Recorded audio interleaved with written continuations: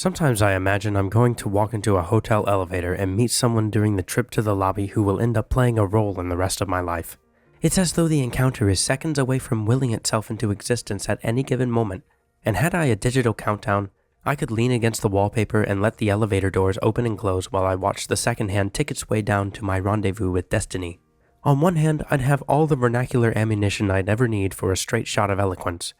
But to somehow convince myself that such a sacred encounter happening this way would be theoretically ideal, that would be like training my voice to speak with a harsh accent that hurts my ears.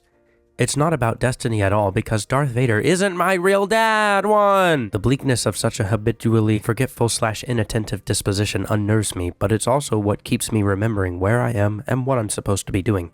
So, in a way, musings like these have purpose, or at least challenges I can benefit from.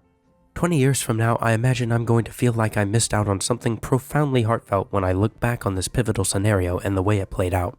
Even if I loosen my grip long enough to steal an introspective moment out on the balcony, somehow I believe I'll catch myself thinking, I wish I'd been more assertive, instead of idly letting life play out scene by scene in front of me. Maybe that's just preconcerted apathy, but my brain tends to harbor some deep-rooted necessity to keep reminding me that this fateful meeting could happen at any moment, and of course it could. But more importantly, that I'd be ready and waiting in the wings to handle it the way I've already anticipated. It's annoying, but I'm so glad it doesn't work like this. The caveat is that there's nothing to be anticipated, or rather, it's not my job to worry about it. Call it the common dwellings of reticent people, but at the end of the day, it's all smoke and mirrors. My mind is a house standing against a background of sheltering trees that cannot protect it from every whip of wind that bends quasi-romantic intellectual faculties into deviations of straight lines, rigid projections of backbones that show signs of curving or arcing over time. But I don't worry about it.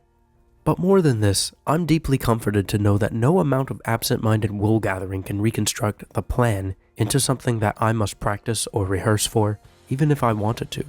It will be unplanned, unpremeditated, extempore, unconstrained, unforced, and the thought becomes more beautiful the more I think about it, or perhaps the more I try not to. Above and beyond all of this, I take great joy and comfort in knowing my Savior has it all blueprinted and planned down to the tiniest detail, and that my job isn't to blubber and worry about the design, but to hush, to be concerned with the principles of morality, servanthood, discipleship, and character, and ultimately to trust. For what is faith without trust?